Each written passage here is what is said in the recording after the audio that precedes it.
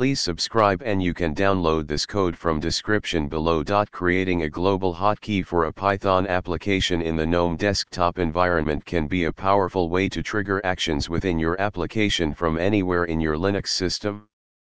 In this tutorial, we'll walk you through the steps to create a global hotkey for a Python application using the python-xlib library. We'll also provide you with a code example to demonstrate the process. Before we get started, make sure you have the following prerequisites. Python, ensure that Python is installed on your system. You can check the installed version using Python version. Python-xlib, this library allows you to work with the X Windows system, which is used in the Gnome desktop environment. You can install it using pip. Gnome shell, this tutorial is specifically for the Gnome desktop environment. Make sure you are using Gnome shell as your desktop environment.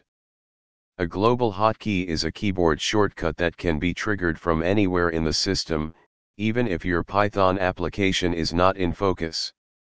To achieve this, we'll be using the python-xlib library to listen for specific key combinations. Let's create a Python script for our application with the global hotkey functionality. In this example, we'll create a script that opens a message box when the hotkey, Ctrl+Alt+H, is pressed. Create a new Python file, example global_hotkey_example.py, and add the following code. In this code, we define the hotkey as Ctrl+Alt+H, x.control mask, x.mod1 mask, x.h, and specify a callback function, handle_event, that will be executed when the hotkey is pressed. Save the script and open a terminal. Navigate to the directory where the script is located and run it. The script will start listening for the Ctrl+Alt+H hotkey. When you press this hotkey combination, it will print a message. You can replace the print statement with your desired action, such as opening a window or performing any other task. Now, test the global hotkey.